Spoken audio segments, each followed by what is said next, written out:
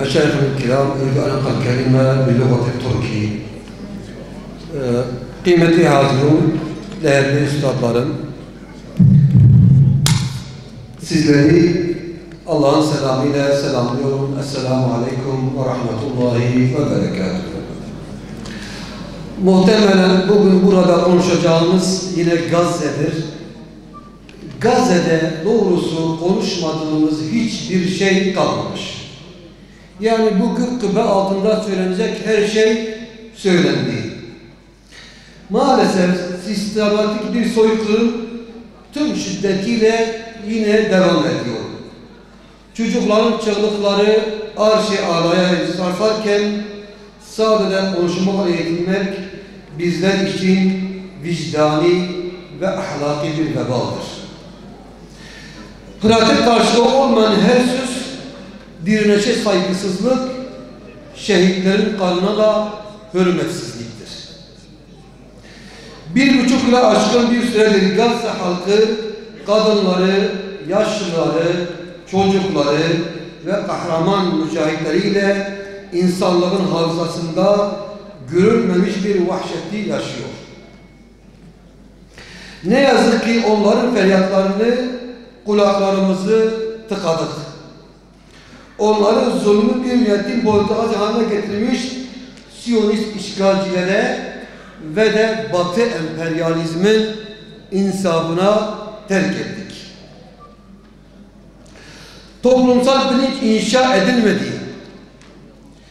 Siyonist ürünlere karşı en basit olan boykotu da geniş halk kitlelerine yayamadık. Evet, bazı İslami çevreler hassasiyet gösterdi.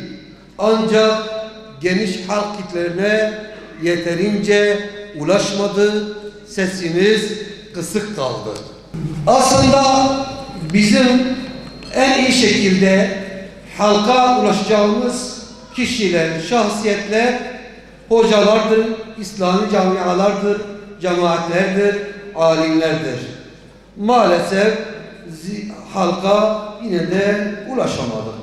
Bugün geldiğimiz noktada artık konuşmadan öteye geçmek zorundayız.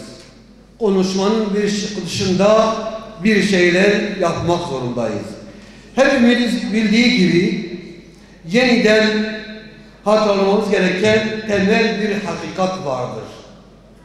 Zamanın, vaktin vecibesi, vaktin görevi, vaktin farzıdır. Nasıl ki güneş tutulduğu vakitlerde biz namaz kılıyoruz, güneş tutulma namazı kılıyoruz. Yağmur yağmadığı vakitlerde yağmur duasına çıkıyoruz, yağmur namazının sünnetlerini eda ediyoruz. Oluk oluk Müslümanların kanı akarken hepimizin üstümüze düşen görev, farziyet bu konuda yapılması gereken cihattır.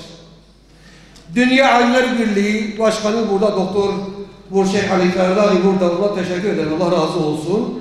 Son günlerde cihadın farziyeti konusunda bir fetva yayınladı. Bu fetva son derece mühim ve önemlidir. Hepimizi, bütün ümmeti bağlayan bir fetvadır. Artık mesele sadece fetvayla kalmaması gerekir. Bu fetvayı hayata geçirmenin ameli ve fiili yolunu hep beraber aramamız gerekir. Bir yol, bir yöntem olarak tercih etmemiz gerekiyor. Bu zamanda çıkması gereken en mühim karar bu olmalıdır. Bu fetvayı biz nasıl uygulayacağız? Toplantıları tertip ederek vicdanlarımızı biraz olsun rahatlatıyoruz. Her toplantı, her konuşma karşılığında bir eylem, bir faaliyet olmalıdır. Bu halkı boykot konusunda bilinçlendirmek olabilir, siyasi farkındalık oluşturmak olabilir. Ne şekilde olursa olsun ulema bu işin öncüsü olmalıdır. bu işin rehberliğini yapmalıdır. Aksi takdirde hem Allah katında sorumluluğumuzu yerine getirmemiş oluruz, hem de toplum nezdinde güven zedelemesine uğrayacağız. Ayrıca idareciler üzerinde etkili bir kamuoyu baskısı oluşturmak mecburiyetindeyiz. Siyonist rejimle her türlü ilişki kesilmeli, uluslararası platformlarda bu zulmün durdurulması adına siyasi ve diplomatik baskı artırılmalıdır.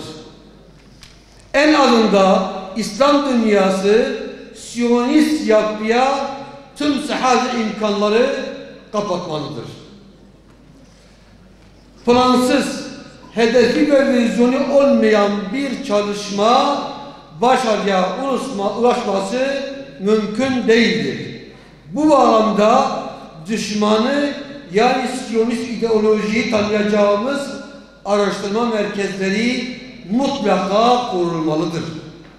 Selahaddin Eyyubi tanıtacak, neslimize Selahaddin Eyyubi anlatacak akademi merkezleri mutlaka geniş bir şekilde kurulmalı ve halk kitlelerine Selahaddin nesli nasıl yetiştirilir anlayışı empoze edilmelidir. Rabbimden niyazım son olarak bu yolda her türlü bedeli izzetli Gazze halkına Rabbim müzaffer kılsın. Şehitlerine rahmet, yaralarına şifa versin. Uykuya dalmış ümmete de basiret ve dirayet nasip etsin. Esselamu Aleyküm ve Rahmetullahi ve Berekatuhu.